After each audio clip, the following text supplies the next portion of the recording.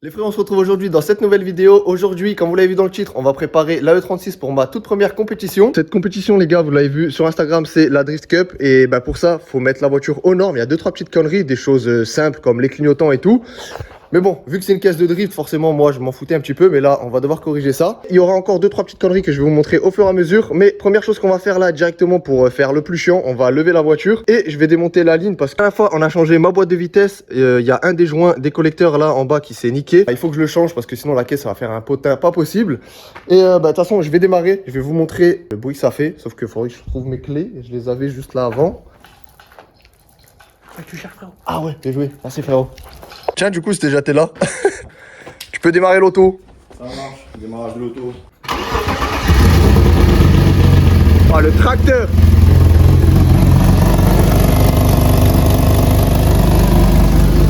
Et bien évidemment, aujourd'hui, on a Anatoly qui est avec nous.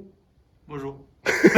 Qui sera avec moi aussi, du coup, tout le week-end prochain, dans la prochaine vidéo, quand on participera à la Drift Cup. Et ben en attendant, j'espère que t'es chaud parce qu'il y a du travail. Non mais je rentre moi après. J'ai rendez-vous là. Anatoly est là parce que on était en train de préparer un petit truc. Juan, regarde ça, je sais que tu vas regarder la vidéo. Regarde comment on est en train de pimper ta compète, mon vieux. Elle est belle. Là, il va être frais de ouf. Il va être très très frais.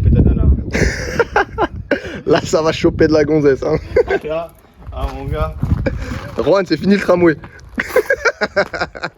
Les beaux jours arrivent, il fait beau, il fait chaud, on veut tous un bolide pour pouvoir se pavaner cet été comme il faut. Et là, après plusieurs mois de recherche, vous avez enfin trouvé la petite pépite qui vous a tapé dans l'œil. Celle qui, tous les matins, quand vous allez vous réveiller et regarder par la fenêtre, vous n'allez pas en croire vos yeux. Pour éviter toute surprise sur le véhicule, n'oubliez pas que vous pouvez faire votre rapport car vertical. En plus de ça, vous avez un code de réduction Roto Drift qui va vous permettre d'avoir 20% sur chacun des rapports que vous l'effectuez. Si t'es un mec chaud et que cet été, tu veux pas acheter une, mais deux voitures, avec ce code promo, tu peux faire le rapport de tes deux voitures et avoir les 20% de réduction sur chacun des rapports que tu feras. Au premier abord, cette F30 a l'air vraiment incroyable. Elle a une bonne config bien cramée comme on aime. Mais après avoir effectué le rapport car vertical, on peut très vite se rendre compte que le véhicule a déjà été accidenté. Elle a été accidentée en 2019 et été revendue directement en Lituanie qui eux l'ont réparé. En plus de ça, maintenant on apprend aussi que le véhicule a été importé, chose qu'on ne sait pas forcément tout le temps au moment de l'achat. Et là maintenant vous pouvez voir les photos de la voiture toute réparée, toute jdid. Et dans un rapport car vertical, vous allez retrouver encore un bon nombre d'informations sur le véhicule, comme par exemple si le véhicule a déjà été volé, si le kilométrage est bien réel. Et comme pour cette F30, vous allez même pouvoir savoir à combien s'élevait le montant des dégâts au moment où le véhicule a été accidenté. Et toutes ces informations là, car vertical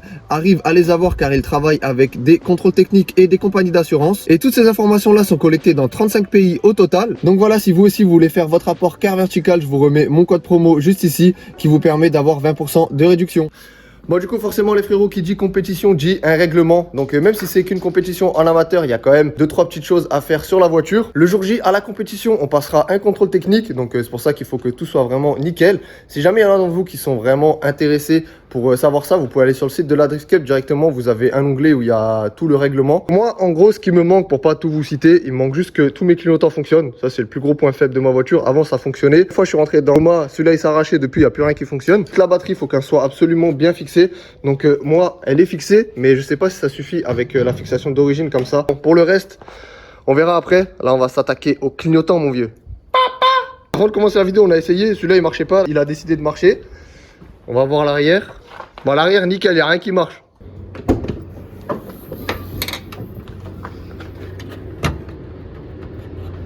Oh, réflexe. Normalement, si Anatole il le met, ça va cache marcher. Tu l'as mis là? Vas-y, on va voir. Ouais, nickel. Vas-y, mets le gauche. Putain, le gauche, ça marche. Ça c'est gauche. Ouais. Yes, ça marche pas. Non. Attends, j'ai une technique. Et voilà, mon vieux. Allez hop, bien joué. Une bonne chose de faite. On a bien travaillé pour aujourd'hui. Maintenant, c'est le plaisir. En vrai, tu vas être bien avec ça. Tu vas te pavaner, mon vieux. Maintenant, que de toi, on veut tous en acheter une. Allez, Jackson 5. Ça va tellement vite en vrai. Ah, c'est trop bien en vrai comme truc. Elle est trop stylée.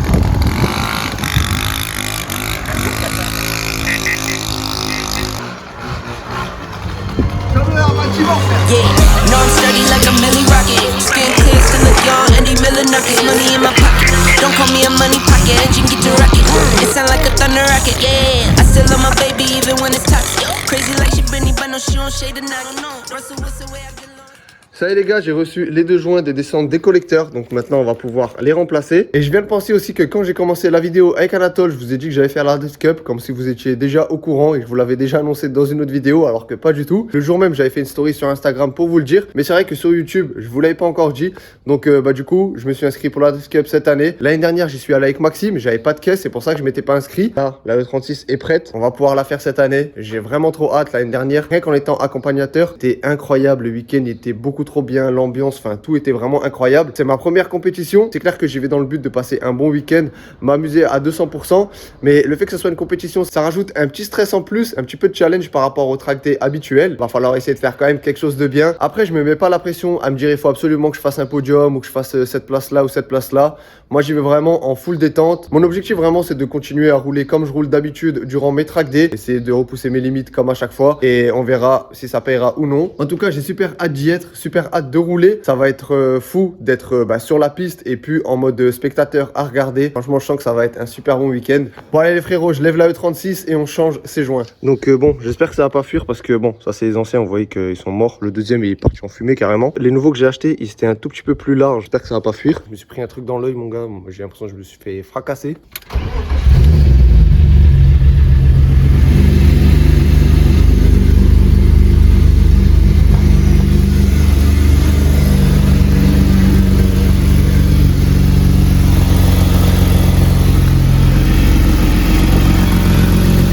Bon, résultat des courses, ça fuit toujours, génial. Je vais voir, je vais essayer de commander le bon maintenant. J'ai le seum parce que je pensais vraiment que c'était ceux-là les bons. Si jamais ça arrive avant la Drift Cup, je les monte. Si jamais ça arrive après, bah c'est pas grave. Ce qui est cool aussi à la Drift Cup, c'est qu'il n'y a pas de restriction de bruit. Ça veut dire si tu fais 120 décibels, c'est pas un souci, tu vois.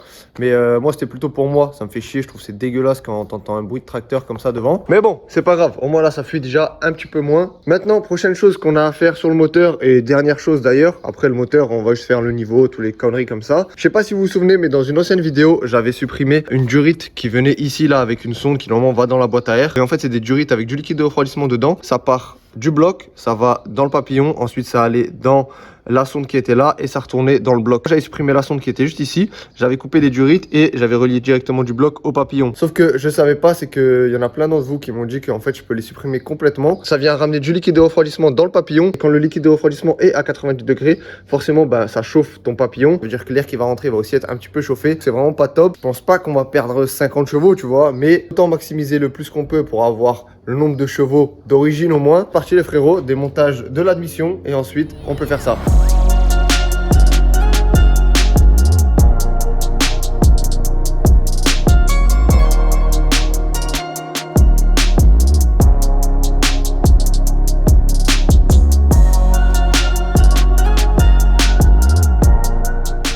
Du coup, les deux durites qu'on va devoir supprimer, c'est celle-là qui va là, bim, qui monte jusqu'à ici. Et la deuxième, elle sort directement de cette grosse durite-là. Par contre, ce qui est mieux sur M52, c'est que ça, c'est pas une durite, c'est un tuyau rigide. Et ce qui aurait été beaucoup plus simple, du coup, c'est que j'aurais juste eu besoin de prendre cette durite, la sortir d'ici et la rentrer là-bas dedans, vu que c'est un bout de tuyau en rigide qui sort.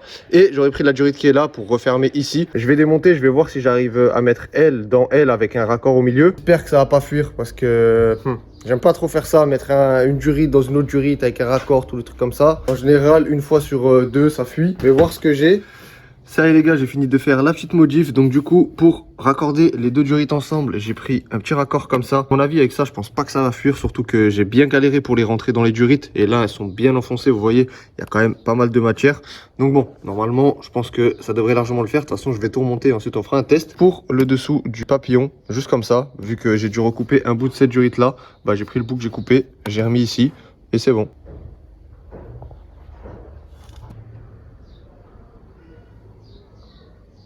Ça y est, tout est remonté, on va pouvoir démarrer. Et ce qui est cool, c'est que le raccord que j'ai fait, il est juste ici. Donc on va pouvoir directement voir si ça fuit ou non. Et si jamais il faut faire quelque chose, je pense pas qu'on aura besoin d'enlever l'admission de nouveau. Vu que c'est juste à cet endroit-là. Il y aura juste besoin de renlever le papillon et on accédera très bien.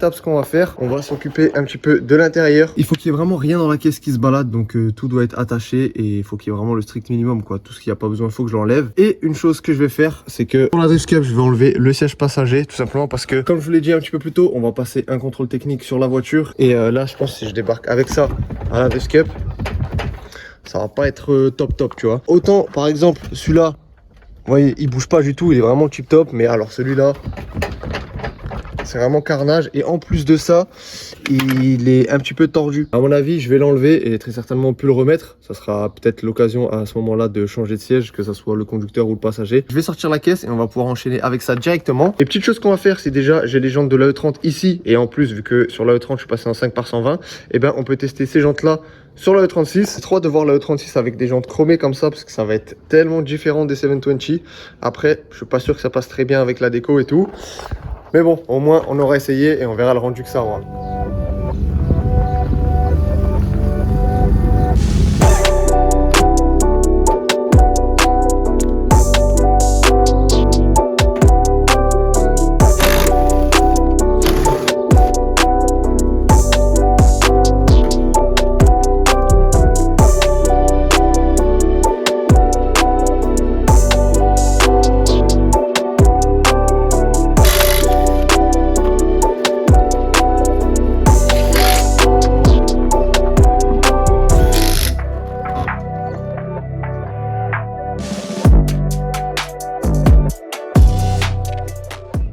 Franchement, avec les jantes de la E30, il y a quand même un petit style, hein. Bon, la taille des pneus, ça va pas du tout. Franchement, je pense qu'il y a quelque chose à faire avec ces jantes quand même sur cette caisse. Bien évidemment, je vais pas les mettre, mais là, comme ça, je trouve ce plan-là, il est incroyable. Ça change tellement le style de la caisse. Là, à l'avant, tu lui enlèves 3-4 cm. À l'arrière, encore 1 ou 2, histoire que vraiment elle soit pétée dans le sol. Je pense que vraiment, elle doit être très énervée avec ces jantes-là. N'hésitez pas à me dire dans les commentaires, les frérots, les jantes que vous préférez. Si vous préférez avec les jantes de la E30 ou avec les 720. Ça fait tellement chelou de pas avoir de siège passager comme ça. T'as l'impression que la caisse, elle est énorme. Il y a beaucoup trop de place. Pour la Drift Cup, je pensais vraiment que j'avais beaucoup plus de choses à faire que ça sur la E36, mais hier encore j'ai relu le règlement pour tout revérifier. En fait, je me rends compte que la voiture elle est prête quasiment. Je vais lui faire un gros coup de propre. Bon, là j'ai déjà aspiré, mais bon, on va nettoyer là derrière, toute la caisse entièrement et tout. Et je sais pas si je vous avais dit aussi, mais j'ai changé mon pare-brise, donc là ça y est, il est tout beau, tout neuf. Et ça aussi, du coup, bah c'est pour la Drift Cup, j'avais pas le choix de le changer. Ils acceptent un pare-brise fissuré, mais que ça gêne pas la vision du conducteur. Bon, ma fissure elle allait de là, elle passait là comme ça, ici. Et elle allait tout le long jusqu'à là-bas en bas. J'ai pas eu le choix que de le changer. Au moins là c'est nickel. Maintenant les gars, je vois en 4K. Pour aujourd'hui j'ai plus grand chose à faire sur la E36. Donc ce que je vais faire, c'est que vu que j'ai démonté le siège passager, je vais en profiter pour le mettre dans mon setup. Regardez s'il y a 2-3 petits trucs à adapter. Et si déjà, je vais vous montrer ça. Voilà mon setup les frérots pour Assetto Corsa et d'autres jeux, mais surtout Assetto Corsa. Petit siège de E36 tout basique. Je joue avec un Oculus les gars. Le volant du coup c'est un T300 RS avec une petite cale achetée sur AliExpress qui vous permet de pouvoir mettre un volant tulipé. Ce qui est sûr, c'est que ça vous permet de garder tous les boutons. Seule chose qui est un peu relou, c'est que bah du coup vous voyez les palettes là j'y accède plus. Donc pareil sur AliExpress ils vendent des palettes pas chères. J'ai juste pas commandé parce que je joue pas tant que ça aux palettes, pas la priorité. On a le petit shifter juste ici, donc c'est un Trustmaster, je sais plus le modèle exact mais c'est le truc le plus courant. J'ai juste pris un bout de fer plat que j'ai peint et comme ça j'ai pu mettre mon frein à main. Ça fait vraiment assez réaliste quand je passe de ça à la E36 au niveau déplacement des mains et tout. Et pour le pédalier c'est un T3PA Pro. Je démonte le siège, je mets le nouveau et je vous montre le résultat. C'est bon, il tient, ça bouge plus. La seule chose qui me reste à faire encore, c'est juste passer le câble là du casque VR là derrière avec des petits raisons pour que ça soit vraiment propre, nickel. Mais sinon, tout est good. Mais en tout cas, le rendu, il est beaucoup trop stylé. Dernière petite chose qui reste à faire, assez importante quand même, c'est aller chercher des pneus, sinon ça va être compliqué de rouler tout le week-end.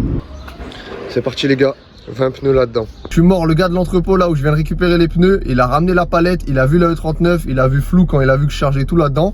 Mais bon, finalement, et ben dans une E39 les gars, il y a beaucoup de place hein, parce que j'ai réussi à mettre 20 pneus en 15. Bon, fallait pas qu'il y ait de passagers. Et encore, on pouvait encore je pense en caler un là-haut. Et un ici. Les gars, il y a un intrus dans la grange. Il essaie de manger mon pare-choc le salaud. Regardez-le lui. Je sais pas à qui il est mais... Fais comme chez toi, hein, vas-y. Hein. D'ailleurs, si déjà t'es là, ça tombe bien. Il y a des pneus dehors que j'aimerais bien mettre ici, en attendant d'aller les monter chez Maxime. Tu pourrais m'aider à les mettre là-bas. Je vais pas te mentir, ça m'arrangerait. Ça irait un peu plus vite. Frérot, pourquoi tu pars? Ils sont ici les pneus à rentrer. Oh le salaud. Putain, mon nouveau pote il m'a déjà lâché. Au niveau des pneus là, j'ai qu'une seule moitié, l'autre moitié c'est à Maxime. On a pris chacun 10 pneus, donc ça fait 5 paires chacun pour le week-end. Ça devrait normalement largement suffire, sachant qu'on fait pas énormément de passages durant le week-end. On va installer tout ça sur des jantes d'ici quelques jours. Donc en attendant, je vais aller les ranger là-bas derrière. Tout seul du coup, vu que mon pote est déjà parti. Je vous reprends dès qu'on va chez Maxime monter tout ça.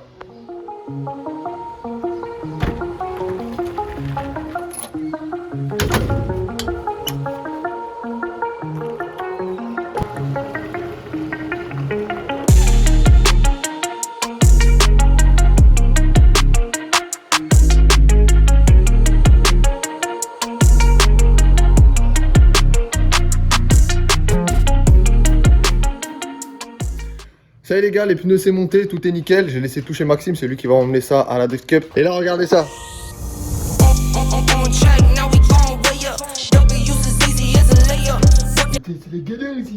Justement, on est allé faire les courses pour ce week-end, histoire qu'il y ait tout. Et là mon gars, on est tombé sur ça. Et ça, crois-moi que ça va faire des jaloux. Quand pendant tout le week-end là, on va tirer sur les gens avec ça. Franchement, juste ça, c'est bien. Ouais, bon viens, on va le tester. Je me suis dit, il est quand même pas con pour me tirer dessus avec le pistolet avant de jouer ça, tu vois. Oui, on est des gamins, on a 8 ans. Ouais.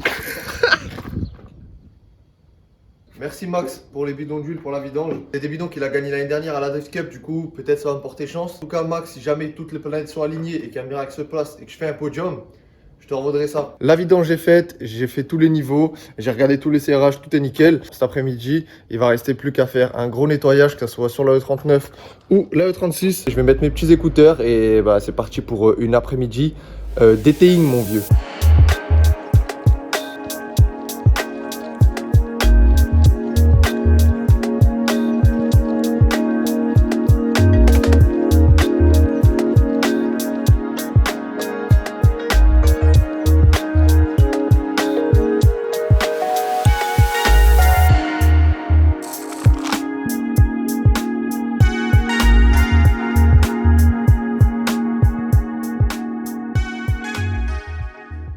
Bon, on est quasiment prêt. Dernière chose à faire là, c'est mettre de l'essence là-dedans, et là-dedans. Enfin, là-dedans, pas là. Hein.